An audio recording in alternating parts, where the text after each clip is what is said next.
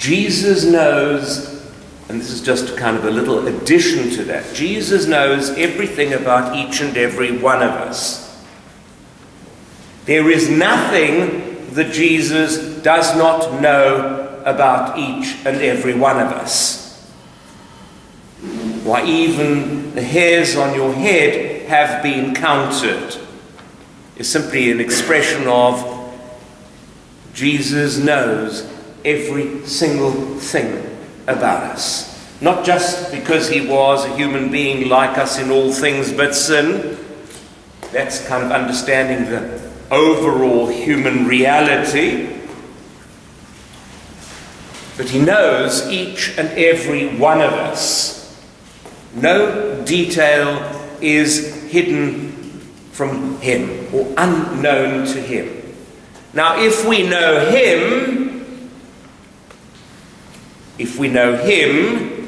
then we know what he knows about ourselves. If we know him, we know what he knows about ourselves. We know ourselves. So the more we know him, the more we know ourselves. Now, this is a difficult one for us. Hang on to that for a moment.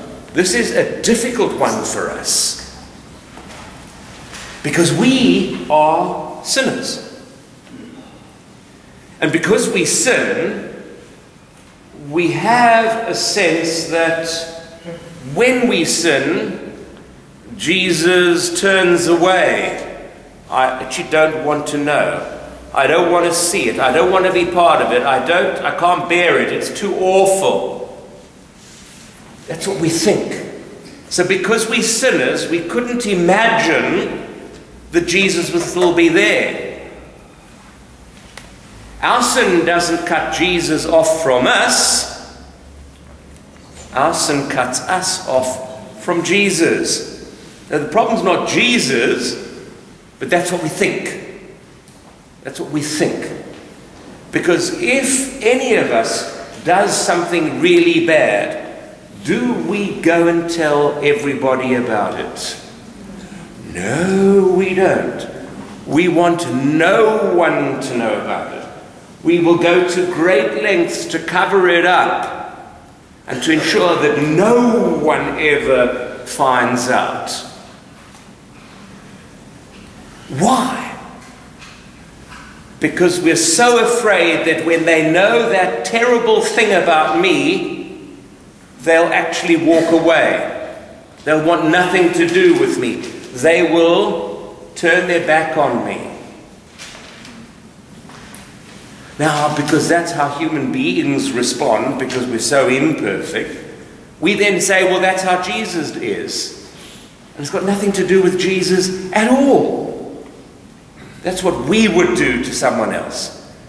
When we sin, when we fall short, when we miss the mark, when we're not who we're supposed to be, Jesus goes absolutely nowhere. He goes nowhere. He's there. He knows it. We can hide it and cover it up from everyone else. But Jesus knows it through and through, and he doesn't too often, can't bear it. Oh no, that's so terrible. Oh no, oh, this is too vile for words. I'm out of here. That's where he is. Maybe he is at his closest to us when we sin badly. Because he's holding out this love that the Father has for us. For those who've had children, your children can disappoint you so badly. They can let you down. They can do all sorts of terrible things. You'll still love them. You'll still love them. They'll still be your children.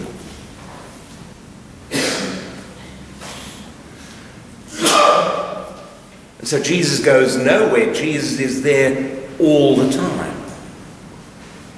But imagine if we could just hang on to that and know that he loves us, he is the love of the Father for us, He is the encounter of the Father loving us in the love that Jesus reveals to us.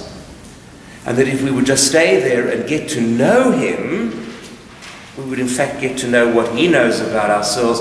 We'd get to know why we do what we do, etc. And we'd always have that ideal of who we need to become. Who we need to become. In a sense, that holds the idea of discipleship. To be who Jesus is, to do what Jesus does. But to do that, not just because we know Jesus, but because knowing Jesus, we know ourselves, and we know how that conversion, that transformation needs to take place until we become that ideal of who Jesus is in that dynamic relationship, that response relationship with the Father. Now for me, that's really exciting. For me, that's wow stuff.